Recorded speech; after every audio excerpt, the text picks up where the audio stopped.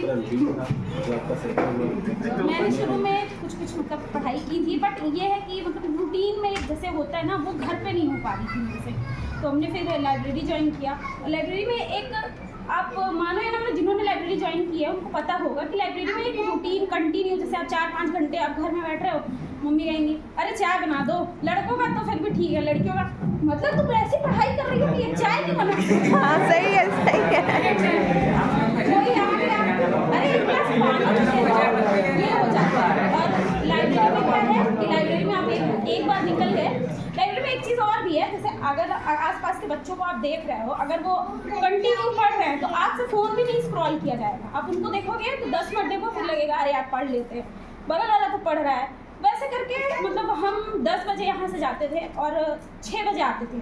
हमारी और हमारी फ्रेंड थी एक शिवानी, वो जानती हो, तो वो और हम दोनों लोग जाते थे और दोनों लोग टारगेट पर पढ़ते थे। मतलब हम तो 10 बजे यहाँ से जाते थे, जब कोचिंग ओवर होती थी, घर पे खा पी के फिर अपना टिफिन विफिन लेके निकल जाते थे। वो 12 बजे आती थी, फिर एक दूसरे को देख के पढ़ते थे। और शिवानी के अंदर थोड़ा सा ये था कि शिवानी अगर पढ़ना शुरू कर दी तो वो ना दाएँ देखेगी ना बाएँ, और मेरे अंदर था कि हमको थोड़ी थोड़ी देर पे ब्रेक चाहिए। अब हम शिवानी को देखे तो ब्रेक नहीं ले पाते थे क्योंकि वो पढ़ती रहती थी।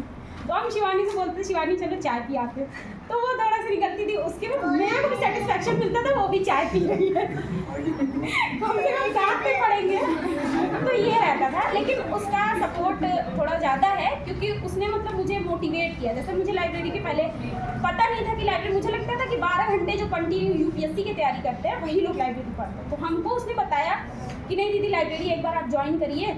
फिर मेरे घर की थोड़ी सी फाइनेंशियल कंडीशन सही नहीं थी, तो मैंने पता किया, मुझे लगा कि 1000-1200 से नीचे लाइब्रेरी होती ही नहीं। फिर शिवानी को बताई नहीं दीदी आसपास में ज्वाइन करिए, 700-500 ऐसे ही लाइब्रेरी हो जाती है। तो हम किसी एडवोकेट के यहाँ टाइपिंग करते थे, तो हमको उतनी इनकम हो जाती थी। तो हमने कहा चलो देखते हैं। फिर हमने ज्वाइन किया, पास में लाइब्रेरी ज्वाइन किया। थोड़ा हमको पैदल आना पड़ता था, लेकिन ठीक है, बढ़िया। वहाँ पे पढ़ाई मेरी कंटिन्यू चलने लगी। जैसे हम 10 बजे जाते थे, दोनों लोग टारगेट निकालते थे 6 बजे ही हम लोग को निकलना है लाइब्रेरी से। हम लोग 6 बजे निकलते थे, फिर वो अपने घर और हम अपने घर। संडे को हम लोग क्या करते थे, डिस्कस करते थे कि मतलब कितने टॉपिक तुम्हारे कंप्लीट हुए, हिस्ट्री में कितने कंप्लीट हुए, ज्योग्राफी में। खैर अभी थोड़ा सा ब्रेक हो गया मेरा, मेन तो वो इलाहाबाद हाई कोर्ट था मेरा टारगेट, लेकिन अभी थोड़ा सा ब्रेक हो गया। वैसे पढ़ते थे और जो सर का मैटर है उसको लिखते थे। हाँ, एक चीज़ मेरे से शुरुआत में भूल हुई थी, वो ये हुई थी कि जब हमको शुरुआत में किसी ने बताया था शॉर्ट हैंड के लिए, तो मुझे ईजी लगता, मुझे लगता था बस शॉर्ट हैंड करेंगे। जैसे कहीं कहीं का फॉर्म आता है, जैसे जयपुर का आया डायरेक्ट शॉर्ट हैंड से सिलेक्शन, मुझे लगता है अरे वाह, हिस्ट्री इंग्लिश ज्योग्राफी कुछ नहीं पढ़ना पड़ेगा, सिर्फ शॉर्ट हैंड लिखो और सिलेक्शन हो जाता था। तो यहाँ पे जो बच्चे जूनियर स्टार्टिंग कर रहे हैं उनसे हम एक चीज़ कहना चाहेंगे कि अगर आप शॉर्ट हैंड पढ़ रहे हो तो आप ये कभी मत सोचना कि सिर्फ शॉर्ट हैंड के बेस पे सिलेक्शन हो जाएगा। नहीं, कभी नहीं होगा। मतलब वो बाई लक बाई चांस है कि हो गया तो ठीक है, लेकिन आप रिस्क क्यों ले रहे हो। जैसे जयपुर में 47 पॉइंट कुछ सर आया था ना मेरा, और 48 पॉइंट कुछ एक तक आया था।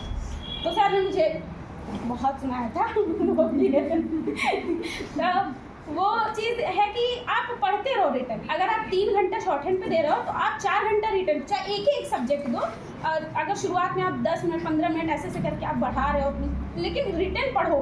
क्योंकि मेरा टाइम बहुत ज़्यादा गया है, मुझे 5 या 6 साल हो गया है शॉर्ट हैंड करते हुए। एक्सपीरियंस तो खूब मिला, लेकिन बिना जॉब के सब बेकार है। तो मुझे लगता है कि जो मैंने मतलब गलतियाँ की वो मैं आज आके यहाँ पे आप लोग को बताऊँगी।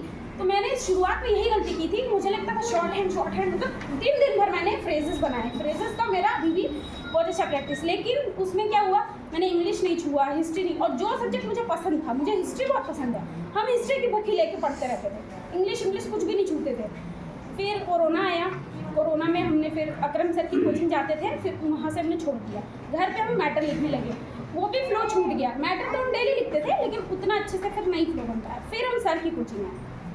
यहाँ पे मुझे एक चीज़ बहुत अच्छी लगी, अब तो सारी कोचिंग में सर होने लगा है, जैसे सैटरडे टेस्ट। अच्छा, सब हाँ, अब सब जगह पे शायद होने लगा है, एक आध दो जगह मुझे पता चला कि होने लगा। लेकिन शुरुआत में मैंने इसी कोचिंग में ये चीज़ देखी, जो कि सैटरडे को टेस्ट लेते हैं, और ये चीज़ मतलब एकदम पॉजिटिव रिजल्ट है। ये चीज़ हमने सर वहाँ पे देखा रांची में और पटना में, जब तो इस चीज़ का मुझे बहुत बेनिफिट हुआ कि अगर सैटरडे टेस्ट सर ले रहे हैं तो वो आप समझ लीजिए एक तरीके से एग्ज़ाम के लिए एकदम प्रिपेयर हो रहे हैं। वो सैटरडे टेस्ट आपको एग्जाम में ना कभी भी आपको नर्वस नहीं फील होने देता, जैसे और कोई एग्जाम में, जैसे इंटरव्यू इंटरव्यू सर आपको बोले ना एक आध बार करा दीजिए, इसमें बहुत हमको नर्वस फील हो रहा था। खैर वैसा क्वेश्चन नहीं पूछा उन्होंने, लेकिन हमने कभी इंटरव्यू दिया ही नहीं था, तो इतना डर लग रहा था। लेकिन जब टाइपिंग और शॉर्ट हैंड वाला टेस्ट होता था, स्किल होता था, ऐसा लगता है क्लास में बैठे हैं, टेस्ट दे रहे हैं, जो आएगा लिखेंगे, ये चीज़ होता था। तो जो सैटरडे टेस्ट है उसमें आप कोशिश करिए कि फर्स्ट रैंक थर्ड, मतलब अगर शॉर्ट हैंड में लिख रहे हो तो विदिन 10 मिस्टेक, विदिन 20 अगर ऐसा आ रहा है, आपकी फर्स्ट सेकंड पोजीशन आ रही है तो अच्छी बात है। लेकिन टाइपिंग में अगर आपको विदिन 10 या विदिन 5 मिस्टेक आ रही है, फिर आप कोई भी एग्ज़ाम हो, कोई भी हाई कोर्ट का एग्ज़ाम हो, उसमें आपका टाइपिंग नहीं छूटेगा, ये कन्फर्म है। क्योंकि सर हमको लगता है इंडिया लेवल का जितना भी मैटर साला उतना मैटर तो हमको लगता है कहीं भी कोई भी हाई कोर्ट का एग्ज़ाम ले लो वहाँ पे नहीं लेगा। रांची का भी मैंने दिया है, सब लोग बोल रहे थे कि बहुत बड़े बड़े वर्ड्स, पर सर आप सब तो ईजी थे, मुझे ऐसा लग रहा है। रोमन हो गया, कॉमा हो गया, फुल स्टॉप हो गया, मतलब ऐसा कोई वर्ड नहीं है जो सर डाले ना हो। सो टाइपिंग जल्दी तो कंप्लीट ही नहीं होती थी मेरी टाइपिंग। हम एडवोकेट के यहाँ टाइप करते थे और वहाँ पे भी वहाँ पे सर ये बताना चाहेंगे कि हमको शॉर्ट हैंड में शुरू में हम पापा के थ्रू गए थे, तो वो बोले कि ठीक है बेटा आप कहीं किए हो, तो मैंने बोला नहीं सर मैम एक्सपीरियंस नहीं है। तो उन्होंने हमको बुलाना शुरू किया, तो पहले वो हमको शॉर्ट हैंड में लिखाने लगी मैटर, तो बोलती थी बेटा इसको ट्रांसक्राइब करो, तो हम इसको टाइप करके दे देते थे। तो उनको लगता था कि इसकी टाइपिंग स्पीड तो बहुत अच्छी है, लेकिन हम वो शॉर्ट हैंड बोल देते हैं तो इसको टाइम लगता है। हमको एक दिन लगता था, फिर दूसरे दिन हम करेक्शन करके देते थे। फिर वो बोली अपना फ़ायदे के लिए कि हम आपको बेटा ओरली डायरेक्ट बोले और आप टाइप करिए। तो हम क्या मैम इतना तो मेरी स्पीड नहीं है। एक दिन बोली, धीरे धीरे दूसरे दिन वो खुद अपनी स्पीड बढ़ाती जाए और हमको अंदर से गुस्सा आए